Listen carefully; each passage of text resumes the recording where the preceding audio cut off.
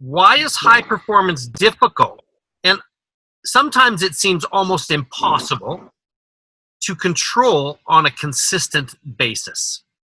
What are those things that can help us really be consistent in our performance and really drive high performance? Go ahead there, Craig. Yeah, thanks, Heath. Another great question, and you had me pondering last night. A lot of the time, when you're at a professional level like that, I thought golf would be a great sport to take up. And thinking I'm quite athletic and just could take the game of golf up quite easily, I soon found out very quickly that that wasn't the case. And I think what that leads me into, back to the question that I was trying to answer with high performance difficulty, is if everyone, not everyone thinks that they can perform at the highest level, and that's the biggest problem, I think, in most people's lives. Even though that they don't think they can get there, their mindset is along those lines. So for me, and what kept me so strong throughout, my career and also in business, is always thinking that I'm the best. As soon as you're going to have hurdles and challenges along the way, that's going to kick you when you, again, having that mindset to ensure that you always think you're the best, you always think you're going to be the best and the leader in anything that you do. That's going to obviously put you in a situation, where you're going to deal with, being a high performer, all the difficulties that come with that. The self-discipline, we've talked about the hard work. I think, and if I go back to it, I think hard work outdoes talent. Oh, yeah. That we all know. We've all seen so many talented people, but how much of their career did they potentially waste just thinking they could actually just roll up and not do the work? So I think there's probably 1 or 2% of high performers out there in the world, if you really sort of break it down. And if you study their mindset, they always think they want to be, or they always are the best. So that is, I guess, the most important thing that I think we can all take out of this, is that if your mindset is as strong as it should be to say, hey, I am the best at what I am, you'll certainly go a long way to being, I guess, one of those top performer in your category. I think the quote is, hard work beats talent when talent doesn't work hard. That's correct. Yeah, that's how it goes. That's a great quote, Craig. Love that comment. That's a good comment. Thanks. Bob, how about you?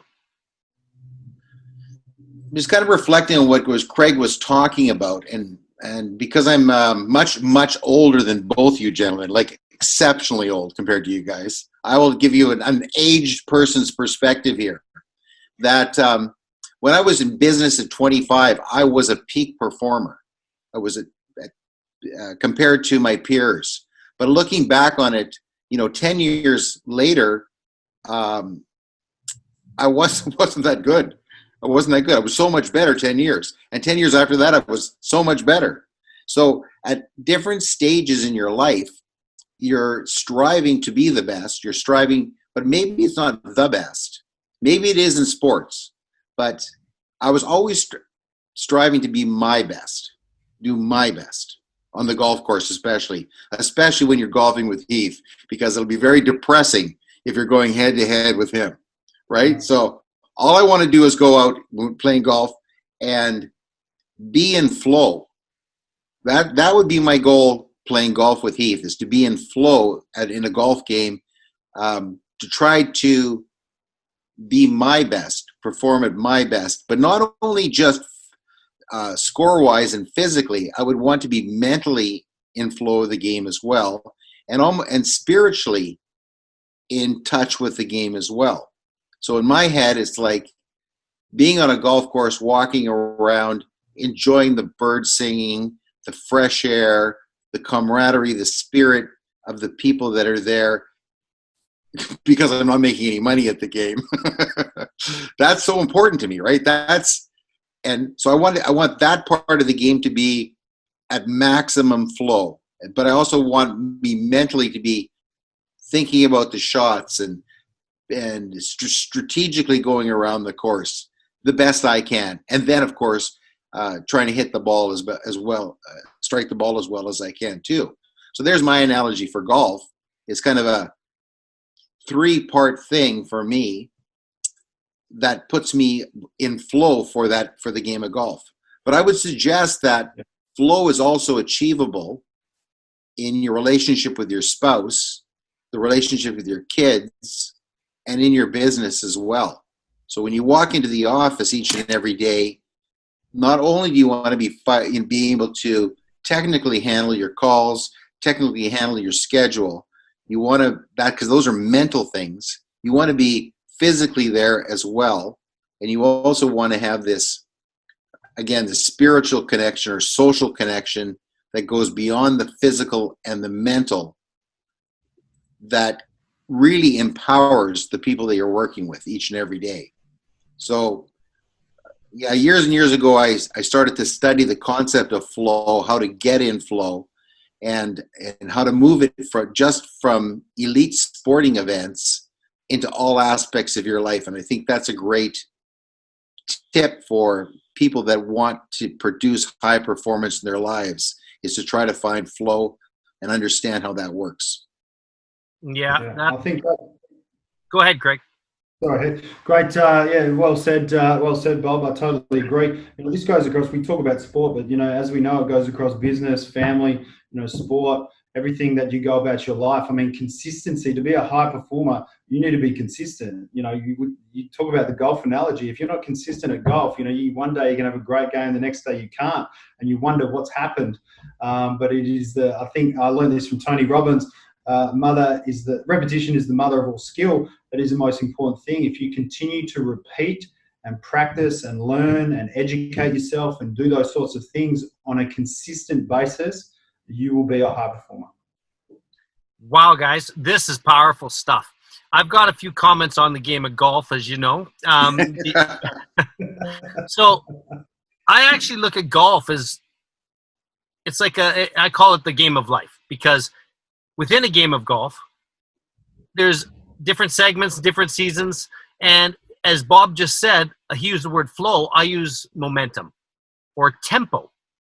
Tempo is right in our swing. It's in the overall pace of the game. And each game has its own life.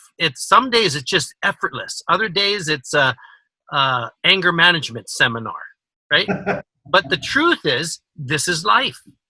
Having to control our mindset is what you spoke about, Craig. This is the brilliant part about golf for me, is it's cheap therapy. So when I talk about mindset, it's the stuff that we've learned together, Craig, as we've traveled around the world with Tony and other types of education, Bob, that we've taken. It's about our focus. It's about our self-talk, our language, which you already spoke to, Craig. It's about our physiology and our overall persistence, all those aspects that are involved. But it really comes down to one thing: being process versus results orientated. What I'm hearing you all say is that the process, if we learn from it, and when we fail, there's no such thing as failure. It's a fantastic adventure in learning. It's not failure if you learn and grow. So this process is what I think we're going to go into in our next question, but I really felt it was important to kind of summarize what you both so eloquently said, is that our focus is, and our overall self-talk and the language we're using, and then how we control our physiology and the value we're bringing in a moment, and our response to the circumstances that are happening versus reaction, really determine the outcome and or performance, for our conversation today's sake, that happens. So yeah, I think I've said it, but that really segues into, I think, for me, the priority of rituals, the processes that we put in our life. Because as we all know, all of the high performers I've had the fortune to interview, they all talk about rituals, drive, results. What are the habits that we do consistently defines who we are? Not what we do once in a while. It's what we do all the time that is actually driving our results.